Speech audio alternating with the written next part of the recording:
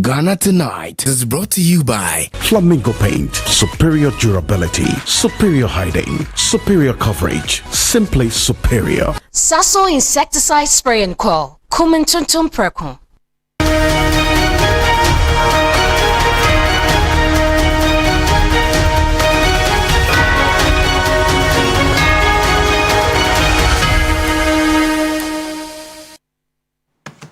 Hello and good evening. Welcome. This is Ghana Tonight. We're live from a news hub at Desawe Kanda, also live on TV3 Ghana on Facebook and on DSTV channel 279. We're all across the world on 3news.com. I am Alfred Okansi. It's the beginning of another week tonight. As we get into the issues here on Ghana Tonight, Ghana records a little over 1,000 Mpox cases and 8 confirmed deaths as of March 3, 2026, with the health minister outlining measures to contain the rising numbers. Stay with us. We've got an update on that here on Ghana Tonight. Also, we're assessing the impact of the global crude oil price instability on Ghana's petroleum industry and, by effect, the prices of petroleum products at the pumps, taking into consideration what has been happening today with both Style and Goil all reporting some issues as a result of ICOMS. And we have just seen a reduction in the price of crude oil on the world market. Well, how does all of this play out in terms of our own domestic situation? Stay with us. We have a conversation tonight. Also, President John Dramani Mahama bans state-funded foreign travels for board members of state-owned enterprises. Tonight, stay with us.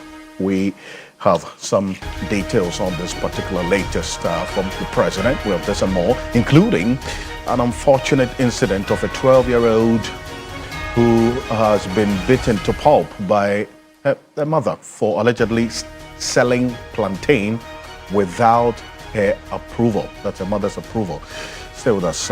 Quite troubling videos that we got, but we'll have a conversation because we've seen a trend of the rising cases of children being at the receiving end of such maltreatment by its parents or guardians, for that matter, and what exactly the Ministry of Gender, Children and Social Protection has to say about this trend that we have seen, at least for the last 6 to 8 months. So we'll have a conversation on this on Ghana Tonight.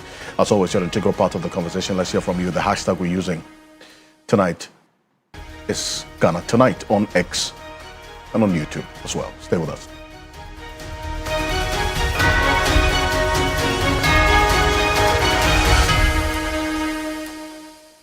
Let's settle for Ghana Briefs.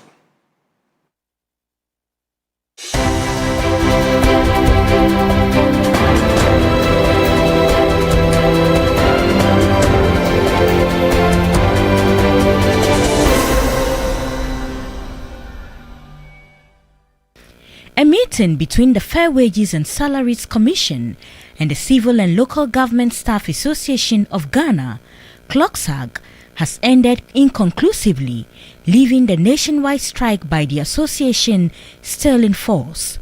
CLOGSAG says the commission indicated it will need to consult other key stakeholders before it can persuade the association to call off the industrial action. People should also consider the impact on our pockets. Our children are being thrown out of school.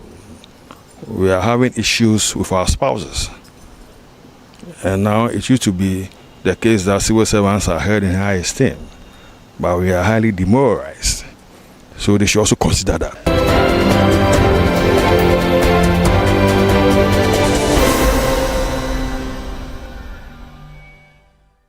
The Criminal Investigation Department, in collaboration with the Ministry of Energy and Green Transition, has uncovered a large cache of stolen ECG service cables at Kpu Industrial Area. 10 suspects in connection with an organized cable theft and metal syndicate have been arrested. The Ghanaian nationals arrested are Samuel Ekpe and Priscilla Padu.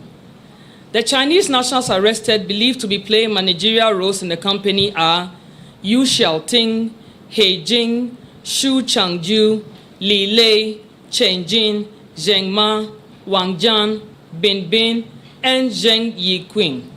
A 24-hour guard has been placed at the premises to prevent the removal or evacuation of any materials pending the conclusion of investigations. In the death of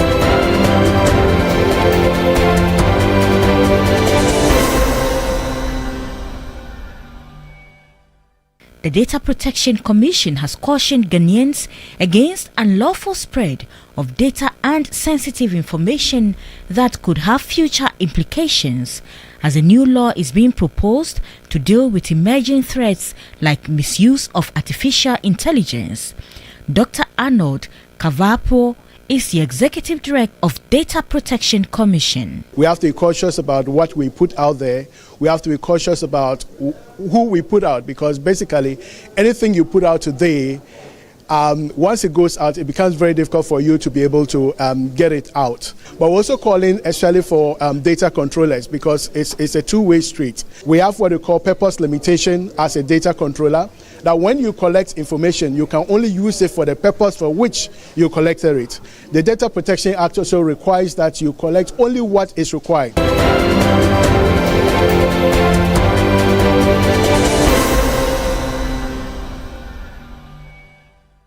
The Electricity Company of Ghana is dispelling claims of a return to a period of frequent power outages, also known as DUMSO, in the light of their ongoing planned maintenance work.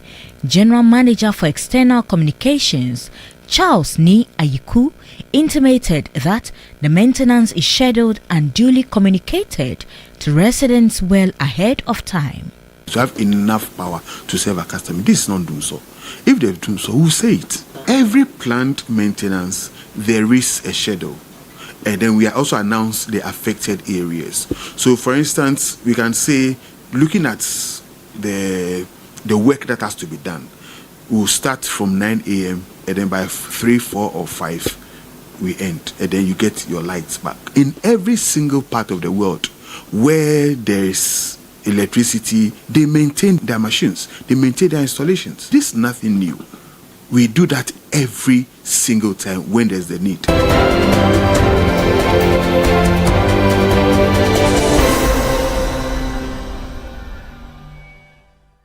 The governor of the Bank of Ghana, Dr. Johnson Pandit Isiama, has defended the central bank's decision to rebalance Ghana's international reserves, describing it as a strategic move to reduce risk and improve the liquidity of the country's reserve assets. Speaking before Parliament's Committee on Economy and Development, Dr. Isiama explained that the bank converted part of its gold holdings into foreign exchange assets to ensure a more balanced reserve portfolio. He noted that Ghana's gold reserves increased significantly under the domestic gold purchase program, rising from about 8.7 tons before 2021 to over 40 tons by October 2025.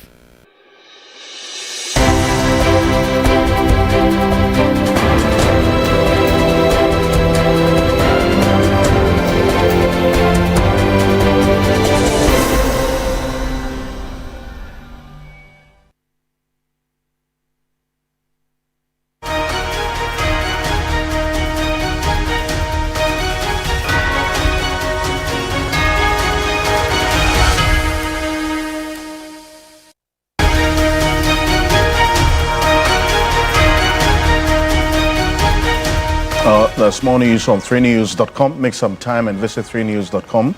This is Ghana Tonight. We're live on 3FM 92.7, also on TV3 Ghana on Facebook and on DSTV channel 279. We're all across the world on 3news.com, also on 3News on YouTube. Coming up next, a number of you have been commenting about this, and it's for good reason that we're starting the conversation tonight, because there's been significant traffic delays that have been experienced all day on the Accra-Medina-Adenta stretch due to an ongoing 4-month expansion works linked to the Tema Motorway project. So what a number of you have had to endure for the most part of today, those who use that particular stretch, that's Accra-Medina, that's the Tetequasi interchange area, is going to be up for the next 4 months. Now, lane reductions near the Tetequasi interchange, we're going to show you in a bit, is causing major traffic congestion. George Queening is my colleague on the ground right now. What you're seeing are live videos. As a matter of fact, these are live videos of the traffic as of 10 p.m., right? And the situation this evening hasn't changed, as was the case for the most part of the day. So what we are seeing right now are videos we got just a few minutes ago. It's as of 10 p.m. on this Medina Adenta Tetequashi interchange stretch. That's the level of the extent of the congestion that we're seeing over the last at least 19 hours that we've been monitoring. We started yesterday, Sunday afternoon, when the notice, in fact, the number of people already started experiencing that. And then we saw this increased situation because obviously a working day, a Monday, the hustle and bustle of the city, this stretch is an integral part of the city's vehicular architecture. Now we're seeing a lot of you find out been sharing your experiences with us, quite a troubling development. But then again, here's what we do know, that this, according to the Ghana Highway Authority and the information that we've been given, is for the greater good. And this is going to be on for the next 4 months. And as a result of this situation with the road expansion. But what you're seeing right now is a misunderstanding that ensued between two drivers because of the minor accident involving the two vehicles. One scratched the other. And this scene, we understand a number of these situations happen for the most part of the day. And this is it. This happened just a few minutes ago. George Quinning is joining us right now on Zoom from this location, that's Tetequashi Interchange. George Quinning, tell us, I know that you've been interacting with a number of these persons who are caught up in traffic at 10:13 p.m. What's happening there now? Charlie, Alfred, thanks for your time. And I'm coming to you live from the part of the N4 highway, actually. And personally, I was actually en route to the house with Shagabo. And so we decided to take the Kimpa Theatre Royal Express. But we had to stay sorry for close to 2 hours. That's so we can do this very fast. And I also had friends calling me to tell me that they've stayed in sorry for more than 3 hours. Now, what 2 hours? So it should tell you that the sense or the capacity of temporary traffic here.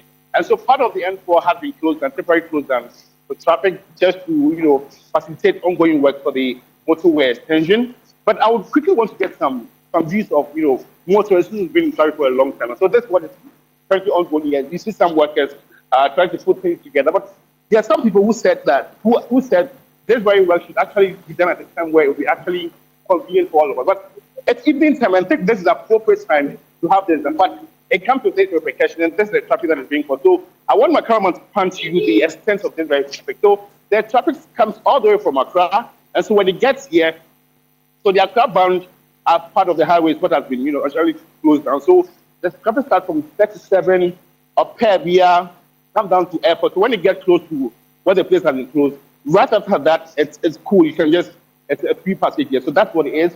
But let's get into some of the passengers who've been in traffic for a very long time now. But if you're also watching us live from, TV, wherever you are, engage us. We're active on Facebook. Share with us what you're feeling right now. I know it's not uncomfortable to you. You just have to stay in traffic for close to 3 hours. What time are you going to sleep and what time are you going to wake up the next day for work? You should already be exhausted the next day. So that is what it is. And the Ghana Highway Authority is also appealing to pedestrians or motorists to actually comply with them, because at the end of the day, this is a project that will actually benefit everyone. So it might come with a little inconvenience, but let's just comply and for a matter of months, everything will be all right. So let's see. But George, I see police presence there as well.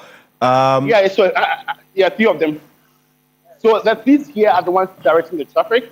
And so, like, the issue actually that you played on TV, 2 people in that altercation, one has to just, trying to cross into the other lane of the other driver. So that's what actually brought the case. So the police is here to correct some of these, errors and inconveniences that will emanate on the stretch, actually. So, it's a serious situation. Look at that, about 20 already. I've been trying for 2. Look at this. look at this very damage here. I'm sure it's as a result of maybe whatever is just ongoing. So this is, a damage to road signage on this very stretch, and hopefully, until the road is closed, it will come with a lot of damages. And people have actually had to drop and take Okada to their house. Napo told me that he dropped at airport and took Okada to that. So a lot of people are doing that. You can see them getting down from the trotro and taking Okada to their various destinations. After, at the end of the day, you need to report to work at 8 a.m. You don't have any excuse to give to your boss. You need to show up anyways. So, at least before and let me just talk to someone. Just try and get someone to talk who is also, not happy about this very situation. And this is the Sekwashi bus stop. And some people actually alighting. And let me see if I can talk to someone here. Yeah, right. I can hear you. Yeah, yes, George. I mean, you've painted a very clear picture of what motorists are having to endure at this time after 10 p.m. And we see as well that maybe very quickly the people who are waiting at the bus stop, quite a number of them, to catch a public transport, they are also having their own fair share of this uncomfortable situation, is it not? Exactly what it is.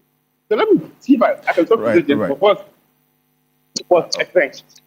Okay. We are live on TV. That was the traffic news. I think that was the traffic we do. Right. You shall make it. Okay. George is trying to interact with these persons who are there and just give you a clear idea of what we're having to deal with right now. And what you've seen on the screen is a reflection of the reality of quite a number of people who are on the streets, in fact, on that stretch as we speak, plying the 37 Tetekwashi interchange. They're going to Adenta, Medina, East Legon, and its environs. This traffic situation has persisted since morning, and it doesn't look like it's just going to end anytime soon. What we're seeing is these are live visuals from the Tetekwashi interchange right now. The traffic is still building up. It's one that we're keeping an eye on quite closely. In fact, because we know, based on the information from the Ghana Highway Authority, this construction is going to take 4 months, right? So we need to understand a bit more detail as to what other alternative routes that will be provided to reduce the extent of the vehicular traffic that we're seeing today. But this is Ghana Tonight, and we'll come back to it as we update you a lot more on this. But coming up next here on Ghana Tonight, price of crude oil remain volatile on the international market. Where does Ghana stand in all of this? That is the conversation, which is extremely important, and one that we're keeping an eye on as well as how things are playing out on the world market. Because for the past at least 1 week, that's where our focus has been, looking at how things are playing out on the international market and how Ghana can effectively also plan to ensure that we are within a certain bracket of safety, and then also planning effectively on the way forward here on Ghana Tonight. And that is going to be our next focus on this. It's quite a lot has been happening in the last at least 2 hours on the international market. And this is one we're keeping an eye on here on Ghana Tonight. And it's a mix of good news and some level of uncertainty as well. 20 minutes after 10 here on Ghana Tonight. Now, this is it. Just some few hours ago, the last 6 hours we checked, this is how much crude oil was selling on the world market. We're going to put it on the screen right now. A little over $100 per barrel. In the last 2 hours, what we've seen is a reflection of the volatility of the crude oil pricing on the world market. Because even a statement from either Iran or the United States or Israel can influence the price of crude oil on the world market. And that's what we are seeing playing out right now. Because just 6 hours ago, this was the price. And guess what? In just the last 2 hours, the prices have reduced to this, a little over $89 per barrel.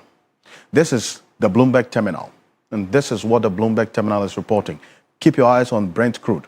Brent crude, that's the second column over there. It's dropped by 3.53, and then that's a little over 3%, almost 4 percentage points drop in the price of crude per barrel on the world market, now selling at $89. And here's the reason why.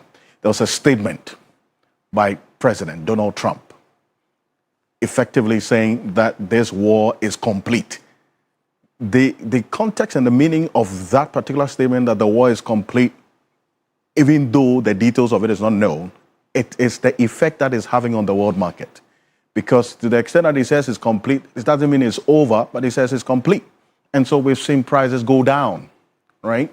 And this is a statement that we glean as well from the White House spokesperson, Taylor Rogers. Just some few hours ago, she's quoted as saying, quote, the White House is in constant coordination with the relevant agencies on this important issue of the crude oil prices and the impact that this war is having on it, as it's a top priority to President Donald Trump and his entire energy team have had a strong game plan to keep the energy market stable well before Operation Epic Fury began, and they will continue to review all credible options. As the president said last night, this is a short-term change in oil prices, which will drop dramatically once the objectives of Operation Epic Fury are achieved. This is from the White House, right? And it's pointing to a certain direction. And this is what we are seeing reflect in the prices of crude on the world market. It's not just Bloomberg that's reporting this. If you go to the Financial Times as well, on their website, this is what they are reporting. Financial Times is also, in fact, reporting $92 a barrel. And so the latest update is what we get from Bloomberg. Bloomberg is giving us $89 per barrel. And this was just some 30 minutes after Financial Times had reported $92 per barrel. So it keeps dropping, right? But then again, is this a trend that we will see in the coming days, or this is just a short-term reaction after the statement from President Donald Trump? Alfred Appiah is a data scientist and public policy analyst. Joe Jackson, as well as a financial analyst, they're both joining me right now on Zoom. Gentlemen, good evening. Thank you so much for joining us here on Ghana Tonight. Alfred, I'll start off with you. It clearly appears that the White House is pouring some cold water on this fears we have of a possible medium to long-term impact of this war on crude oil prices, is it not?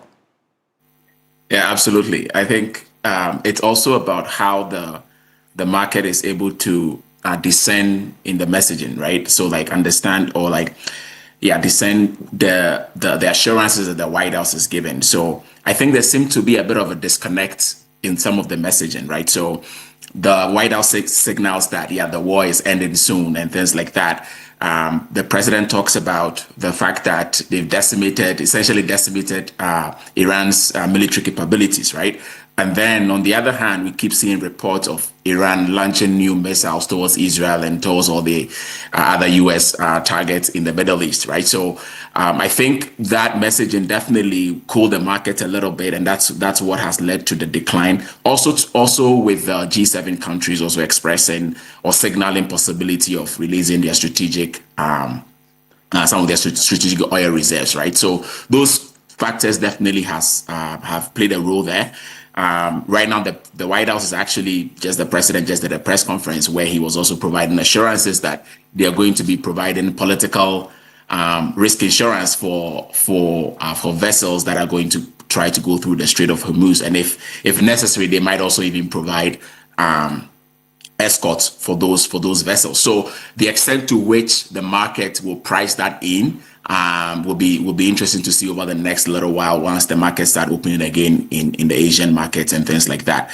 Iran has also given a conditionality, right? So Iran also says that if for countries in Europe, if they would expel the envoys for Israel and the US, then they would also consider letting them pass through the Strait of Hormuz. So it'll be interesting to see how all of that plays out. But I think for Ghana, I think some of this is a welcoming development. I mean, to an extent, right? We're still looking at even at 89 or something, we're still looking at about 20% higher than the prices were at the last pricing window, right? So would expect to see some of that increases happening, but it is, of course, better than seeing 120 per barrel of oil. But it's interesting how sharp and quickly the world market reacts to statement from all the players in this war, is it not? I mean, if it's a negative statement, then you would expect the market will react negatively. But then, with this positive indication from both Israel and the United States, and you've just mentioned Iran, which I've just seen, latest reported right now by the Reuters news agency, it clearly reflects a certain direction. I've also heard that some shipment is now going through the Strait of Hormuz on the quiet. They put out their GPS so they are not noticed and so on. That's some strategy that's playing to the positives, is it not? Briefly.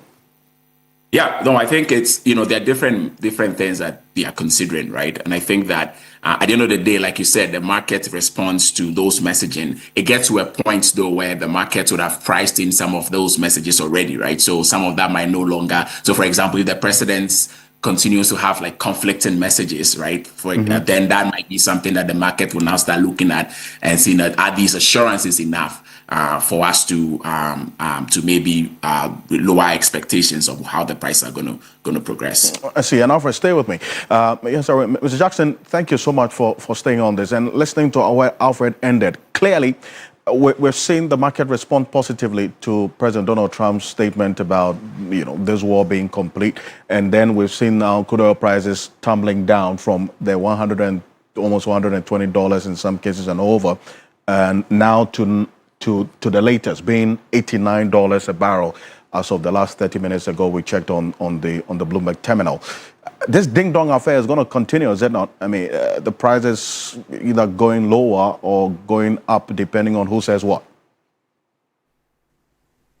One of the good things is that Donald Trump himself doesn't want the price of crude to go up because it will hurt the American common man. So in that sense, we are both in the same place. And so with each spike of the price of crude, he's going to find a way. One of the ways he's found is to allow a little bit more Russian crude to come into the market. And that alone has calmed down the market somewhat and brought down the price of crude. I'm sure there are frantic negotiations taking place. So I would say, let's study the situation more. Let's do a little bit more of the complex analysis.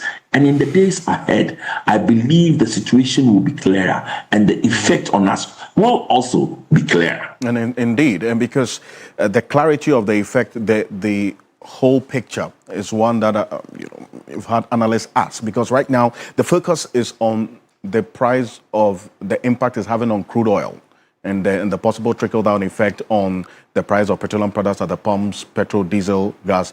Earlier today, we saw GOIL and Star Oil report of a situation not being able to dispatch their tankers and so on because of a problem with ICOMS, right? Already, the market watchers were saying, okay, if this continues, it could lead to a possible increase in price as a result of an unintended hoarding and so on. But from where you sit, beyond the possible impact this will have on the prices of petroleum products at the pumps, which other aspect of the economy should we be looking at, Mr. Jackson? The effect is multifaceted. Of course, crude oil prices could go up. And let nobody ever underestimate the issue of crude oil prices. But there are some other issues. There are some other things that are important. Gold is important. And gold, because the same instability that will cause crude oil prices to spike up and go up and make our import bill, our oil products, energy product import bill higher. There's several effects. Number one is that government royalties from oil could go up because the price of oil has gone up. Number two, that same instability means that gold prices will go even higher and help cushion us. So it is not as simple as prices like imports go up, the price of fuel goes up, the relationships are a little bit more complex.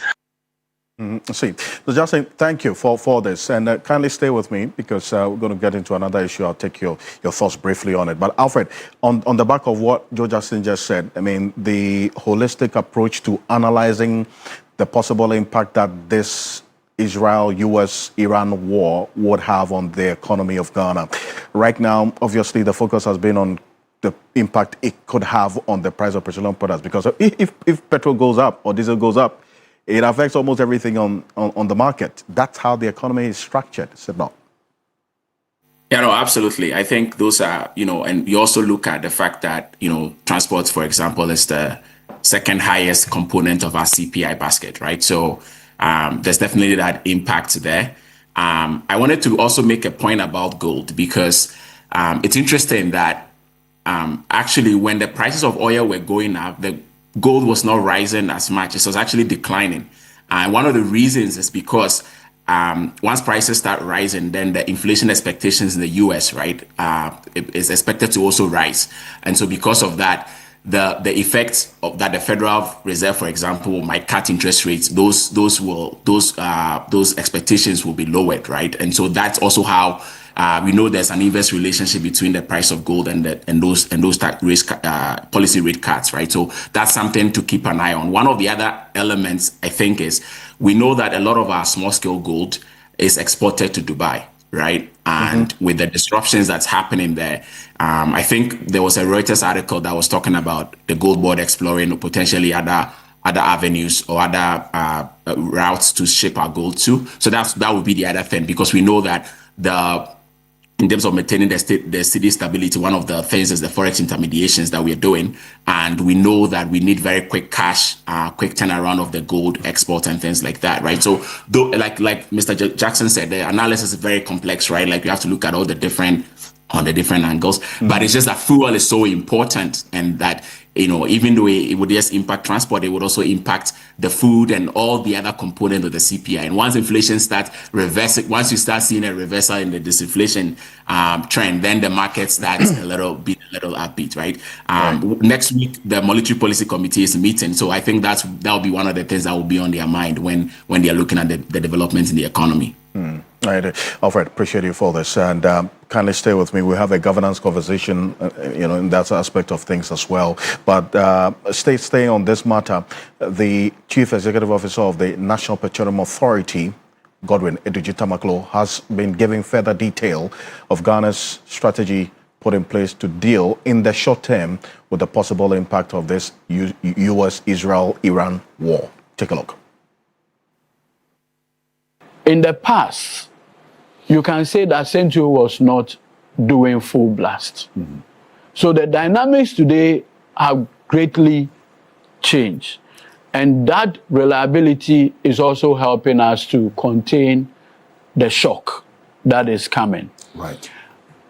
The other thing is that currently, and as at last week, if we had that number, that is as though nothing new is coming in. Right. Do you get it? Okay.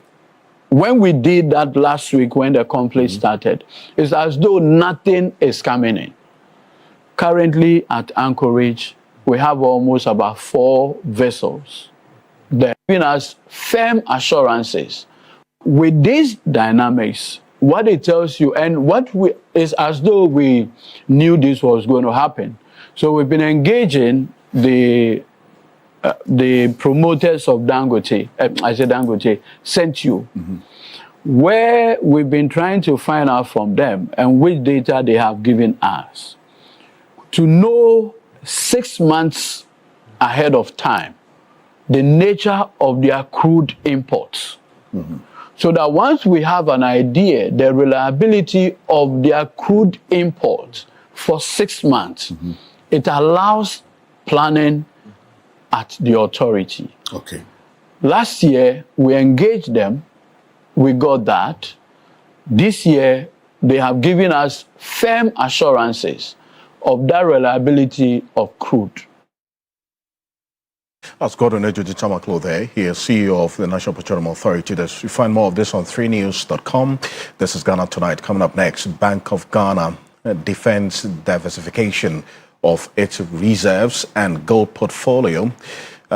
We've got details on this in a statement that the central bank issued not too long ago. And as we've indicated to you, the governor of the central bank was at the Parliament's Economic Committee earlier today, essentially defending the country's reserve diversification and gold portfolio management program.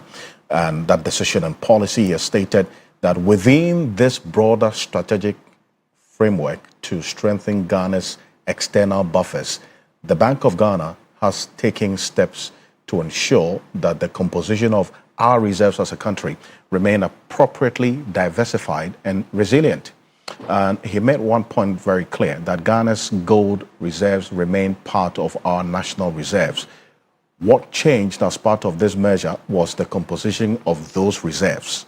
So over the past several years, the Bank of Ghana deliberately increased the role of gold within Ghana's international reserve structure through the domestic gold purchase program. Prior to the launch of the program in 2021, if you recall, the Bank of Ghana held approximately about 8.7 tons of gold. Now, through sustained accumulation under the program, gold holdings increased significantly, and we've showed you the trajectory over the period, reaching over 40 tons from a little over 8 tons by October 2025. However, development in global gold markets also had important implications for the composition of Ghana's reserves. And all of this is captured in the Bank of Ghana statement. You'll recall on Key Point over the weekend that the Vice President of Imani Africa and private legal practitioner Kofi Bento indicated that, quote, "It is wild when you sell 18 tons of gold on a flip," and says it's quite serious. What we all must appreciate is that we are a third world country. And this is what the Bank of Ghana in that statement was responding to, indicating that it is important to emphasize a number of points. One, that the rebalancing was undertaken to ensure Ghana's reserves remain liquid and readily usable to stabilize the foreign exchange market and finance essential imports when needed. Also, central banks manage reserves for safety, liquidity, and diversification rather than speculating on short-term movements in gold prices. Also, the foreign exchange obtained from the gold conversion remains actively invested within Ghana's reserve portfolio to generate returns, and portfolio rebalancing of reserve assets is a standard central bank practice used periodically to control risk and maintain a resilient reserve structure. And they also continue that maintaining a balanced mix of gold and foreign currency assets helps Ghana better respond to external shocks and global market volatility. And the governor of the central bank says this action did not represent a loss, contrary to the point that Kofi Bento made over the weekend, of Ghana's national asset. The gold was converted into foreign exchange assets, which remain fully part of Ghana's international reserves. Second, central banks do not manage reserves with the objective of speculating on short-term price movements. And third, rather, reserves management focuses on maintaining an appropriate balance between liquidity, safety, diversification, so that the country's reserves remain resilient under the changing market conditions. That's what this is a conversation that, look, we're going to expand and look at different aspects of it as well, as in trying to understand how this fits into the latest GANRAP policy that the finance minister has also announced last week. I indicated on Key Point that the point that Kofi Bento made is one that has to be interrogated as well, and responses from the finance ministry and the central bank. We've got this from the central bank, and this also will culminate into a bigger conversation on GANRAP. But Mr. Bento also did make the point about how this would also impact on our reserves going forward. Mr. Jackson, looking at the broader framework as the Bank of Ghana has just explained, and I'll take your quick thoughts on this. A sure way path, you would say, a positive impact as has been outlined in the statement by the central bank? It does. And listen, we've got to realize that there are definite benefits to the Bank of Ghana supporting the cedi. Albeit there are also significant drawbacks. But let's deal with the benefits first. First of all, it reduces inflation pressure. In an import-led country like ours, a stable or strong cedi means fuel, food imports, medicines, machinery. They become cheaper, helping to slow down rising prices. In fact, the biggest benefit of this whole supporting the cedi has been the kind of inflation that we are experiencing. And for better or for worse, it stabilizes business planning. If I know that the cedi is this rate and it's going to stay there for some time, importers, exporters, manufacturers, we can plan and we can price our goods more confidently. And it does boost investor confidence. It signals that the authorities are willing and able to maintain macroeconomic stability, which can calm down financial markets. Since the government has dollar debt, it reduces its dollar debt cost. And we've seen that the change in the stability and appreciation of the cedi alone reduced our debt overhang, which can help, which again helps investor confidence. And this supports and prevents panic and speculation. Now, that being said, number one, you deplete your foreign exchange reserves. So selling dollars to support the currency reduces the reserve barter for an external shock. And external shocks are facts of life. In fact, as we sit now, the war between the US, Israel on one side and Iran on another side is a looming external shock. Start off with cocoa. Cocoa has had repeated problems. Cocoa has been mismanaged. We've been careless, but all our problems have been accelerated and brought to the fore by the fact that the cedi has appreciated. If you think about it, if we had a bit more cedis, just maybe we'll be able to pay the farmers a bit more without some of the actions that the farmers are complaining about. So there are significant benefits and significant drawbacks. But on the balance, and remember that given that we just came out of a crisis, whatever action we took, there was going to be a balance. There are going to be hard decisions taken. On the balance, I think we have survived fairly well. Gold prices have helped us. External shocks, sometimes an external shock can even be an advantage. And the tariff regime and the volatility that the US created in global markets last year meant people bought gold and helped us. So all in all, good policy, definite issues, but I'll take it. Right? Supporting the cedi is like giving painkillers to a patient. Mr. Jackson, thank you very much for this as well and your point on this particular issue. And this is Ghana Tonight. You find the full complement of this on 3news.com. When we're back after this quick break, we have a conversation for you, one regarding this directive, the latest coming through from the President, John Dramani Mahama, to the Board of State-Owned Enterprises not to travel out of this country at the expense of the state. We'll be back shortly. Stay with us.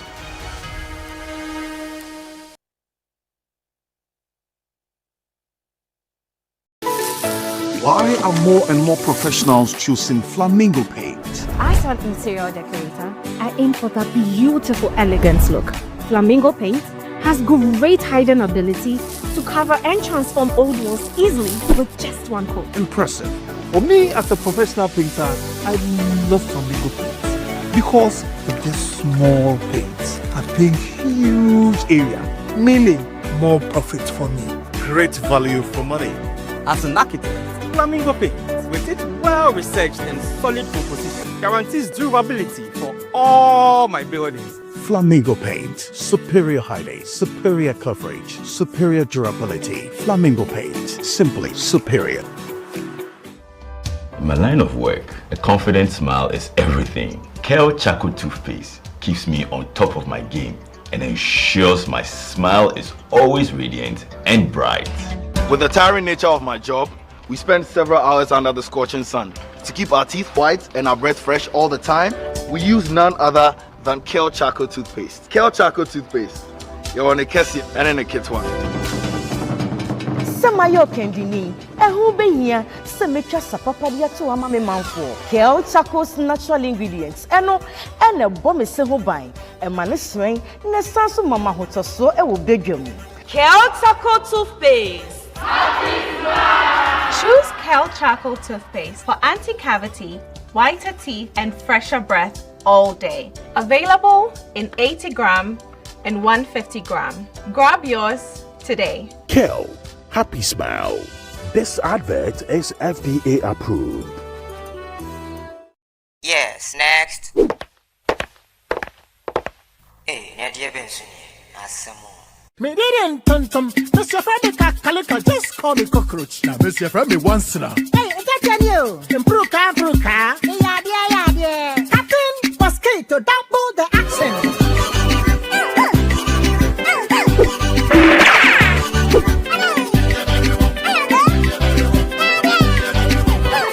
Me did it, Sasso spray. Mr. Freddy Sasso quell. Yeah, go to my Sasso.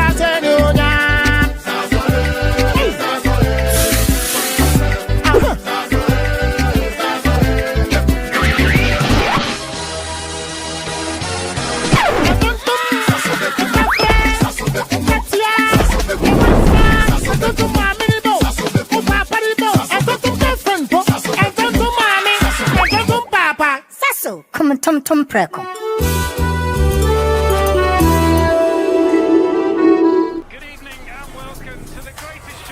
This is a people's game.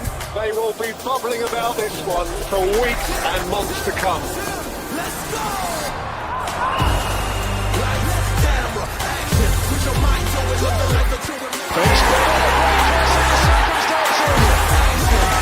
It's on SuperSport all season long. Pay your subscription today. Dial *759#. Available on DSTV and GoTV. Shasiye ne planu Easter holiday no. Dubai na debia waka wansem sasa wunyanka abekono ho. Afei enambre no aben. Ni senti Onia TV any Global Wings Travel and Tour and na kabomu. Omudi ejoma ho for season 3 winner no. Etufa ediako Dubai on the 3rd ekosi on the 8th April. Branebeka Global Wings Travel and Tour ho. Wabra ye do to kwa akọ Dubai. Na wako chiweni, na relax ho. Se Easter die. Yesu Kristo ewu asori. No ewu asori dia. Eye nije nkoa. Se wanko bia obebon sanopa. Packages we die. Anu odie. Se wo kwa benyina no. Sika kuma bi na obetia. Baby a obeda eka ho. Aduane a obedi. UAE visa. Ye do betintin bia ye bebre. Ehun sika sam nyina. Ebomu ba ko a. Ohaw bia eni etri. Bomodian se obebuki ye. E wo 2026 Easter holiday no. Enne ya. Frey anasa WhatsApp ye. E wo 0550-188-181. Anase 055-368-8398. Ubetimi so afole ye. E wo ye social media platforms nina at Global Wings Travel GH. Global Wings Travel and Tour. Truly global, proudly Ghanaian. Everybody knows Acrobato. And if you know Acrobato, it means you know M-Punch Homeopathic Clinic. M-Punch Homeopathic Clinic is my pillar. Let's hear what others are saying about M-Punch Homeopathic Clinic. Who will be careful M-Punch one? Pa! Chese na me ankasa me period na se problems wom. Ntina ma wo ho idea ma me. Papa chese na nya asem ketewa. Na me point no, mo hwe me modem no mo hwe bibia na so mo meduro. Mo meduro me fire no. Ene ma won kra me nu. Kofro kwa na mkwan mu a eba. Head everything yourself. Me ma me no adwodwo eda ho a wontumi nante. And then call endpoint. Omama nura and then the white dear what's me sorry anante. That's endpoint for you. Of Acrobato. Hello. Hey, what chair? Okay. A free bra with the endpoint what dance. I'm a choir no. Me Joseph Sama name Koye and pass one of my Emina and a Magina Sabema. Now, me be here for the hard in Jarissa. You heard everything. I have secret. M-Punch is my secret. M-Punch Homeopathic Clinic. I'm free. Shopping just got easier with Franco Online. You get to buy original phones, electronics, and home appliances anytime, anywhere, just on your phone. Browse original mobile phones, smart televisions, air conditioners, washing machines, chest freezers, and many more. Just pick your phone, download the Franco Trading app on Google Play Store or Apple App Store. Buy, pay, and get it delivered to your doorstep. And the most exciting part of it all is you get free delivery within Accra and Kumasi within 24 hours. Visit our website at www.francotrading.com for bulk purchasing and retailing. Contact the numbers on the screen. Please do not succumb to any scammer online. Franco, home of quality mobile phones and home appliances. This is a chance of a lifetime.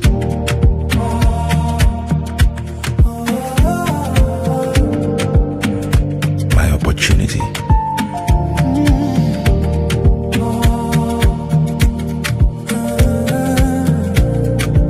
Your opportunity.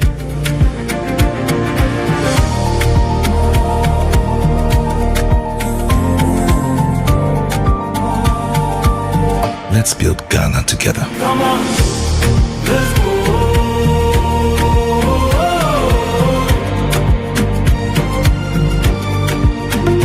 Come on, let's go.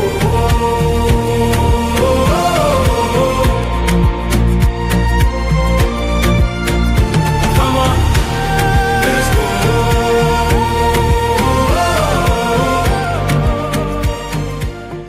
Watching DSTV means getting the TV you love, but staying connected means getting something extra. Stunning. Extra matches, extra dramas, the best local and the world's biggest. Extra laughter, music, movies, and extra vim. I love it. Just stay connected or reconnect and get upgraded to the next higher package at no extra cost. Charlie, we got you. Keep watching. Get more with DSTV.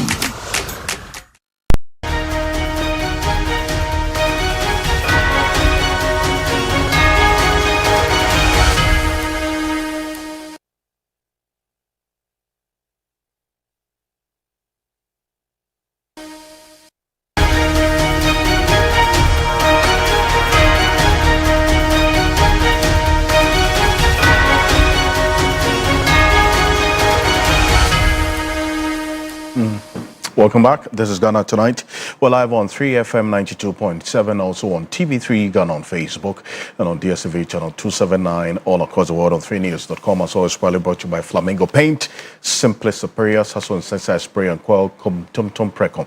Coming up next, President John Dramani Mahama has directed boards of state-owned enterprises and public institutions to immediately halt international travel for training, conferences, retreats, and study tours funded by the state. He's citing growing concerns over public expenditure. The directive issued from the Jubilee House and signed by the Secretary to the President, Dr. Callistus Mahama, forms part of the broader government measures to strengthen fiscal discipline and ensure the prudent management of national resources. According to the details of this directive that we have cited here on Ghana Tonight, the President's attention had been drawn to a growing trend of international travels by board members, boards of public institutions, just sending requests. They want to travel to symposiums, colloquiums, conferences, and all of these summits that really, you think about it and it raises some questions. Alfred Appiah is a public policy analyst. Alfred is still with us. I'm going to your second hat from the data scientist to your public policy hat. This directive, a right stroke in governance, you would say? Certainly. I think it's commendable, right? And I think it signals the intention to really rein in public sector expenditure. So I think on that score, yes, commendable. I argue, though, that it raises some questions. For example, so how would the average Ghanaian know that this directive has actually been implemented and it's being followed? right? And I think it points to a broader issue about transparency and disclosure within the public service. So, for example, before this directive, how many of us actually knew that the board members of state-owned enterprises and public corporations can travel abroad for training and symposium and all those things funded by the state, right? So I think that in my view, it's very easy. It should be very easy for us to find this kind of information, right? So information around compensation, information around what kinds of benefits elected officials are entitled to and are actually drawing on the public purse. Because I think that if we do that, because you know how we even talk about lifestyle audits and things like that, right? I think one of the ways that we achieve that is actually to empower the public with information. So elsewhere, it should be very easy, for example, for me to go and find out how much my member of parliament is spending on travel, and like individually, right? How much are they spending on travel? That information should be available. And I think that's something that we have to really work towards. And it's not just something that is limited to this government, right? It's something that has happened over the years where we keep compensation and allowances and things of public officials. We keep them like a secret document, right? And I think it's something that there has to be better disclosures of those, so that when these things come up, right, we can know that, okay, the president has given a directive. If we go and look at the travel expenditure for these SOEs, we'll be able to see, because the audited financial statements won't get to that level of detail, right? So that's why I think that we have to really be intentional about these disclosures, because I think that we have an opportunity here, right? And sometimes people might say, oh, why don't you go through RTI? But the point is that this information changes, right? And it's something that it's fluid. So it's something that has to be available and be intentional about making it available. Because if I have to go to a bureaucratic process every time I want to find out this type of information, even if RTI will be responded to, is the other argument, right? So I think overall, a positive step. It shows that the government is serious about the fiscal consolidation. I worry more about, like, okay, how do we know that this is actually being done? It's that level of transparency as well that but there's some tracking as well that we are going to put on and keep tabs on this as well. If there's non-compliance, hopefully if we get to hear it, we'll report it. Okay? And Alfred, appreciate you for this. Thank you. Thank you for spending some time with us here on Ghana Tonight. Alfred Appiah is a data scientist and public policy analyst. But before we go, that's some troubling news we got earlier. A 12-year-old girl, Vida Kwarteng, has allegedly been assaulted by her mother after selling plantain they harvested from the farm in Abrabra in the Sefirioso municipality. The victim, Vida Kwarteng, says the incident happened shortly after she and her mother returned from the farm. According to Vida, she informed her mother about her intention to sell some of the plantain they harvested, but did not receive any response from her. She continues in her account that the uncle of the victim says the case has been officially reported to the police, and the family is expecting the law to take its course. The uncle has been speaking to us, but this is the back of the victim, Vida Kwarteng, as we captured. Now, a reporter in that region, Matthew, got this for us. Quite troubling a situation. This Vida Kwarteng is alleged to have assaulted by her mother. Let's take a listen to her uncle, who says this matter has been reported officially to the police. I'm very man. I'm your honor. I said, you penny back on the bar. I said, no, I'm I'm sure that's what people are crying. So I said, home with Johnny, we're not assassin. Honor. Timina Mammy Rashid in back and next day, I'm one teaching Mammy. But I'm sure I know, say, my police for us to say the bear. Sadly, no, Uncle Sibu. So I say, and then what they Ghana, no, so no man, you say, a head and hobby. I say, I'm one washer, Mamma notice and I'm on Ghana. First constitution, there will be a form Samra, my Sakwan as well. Quite police for the Faso.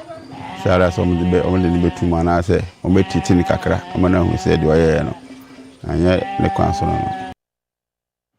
Now, the troubling development is that this situation of children being at the receiving end of such beatings and manhandling by their parents has been on the rise. And Wisdom Safo and the research team put this together, recalling instances between 2025 and now. Kokro Bete, here in the Greater Accra region, a couple was arrested after allegedly beating their 13-year-old daughter to death. Reports indicate that the girl had been accused of eating leftover food without permission, after which the parents allegedly subjected her to severe punishment that resulted in fatal injuries. Same period, Sekondi Takoradi in the Western Region, July 2025, police rescued a 12-year-old boy after a disturbing video circulated online showing him tied up and severely beaten by adults. The footage sparked widespread condemnation on social media. Mid-2024, in Agona Jamasi in the Ashanti region, 2 adults were arrested after a viral video showed a young girl being violently whipped. The footage showed the child being repeatedly beaten while bystanders just watched. The Ghana Police Service intervened following the public outcry generated by the video. If you recall, in Abuabo, in the same Ashanti region, 2024, a father allegedly inflicted serious wounds on his 4-year-old daughter after accusing her of misplacing a small amount of money. The child sustained visible injuries, drawing condemnation from community members, child protection advocates. In Kaswa, in 2023, a stepmother was arrested after allegedly beating a child with electrical cables and sticks, leaving the victim with severe injuries. In Mamobi here in Accra, authorities from the Ministry of Gender, Children and Social Protection in 2023 intervened after reports emerged that a child in Mamobi had been severely beaten by a guardian.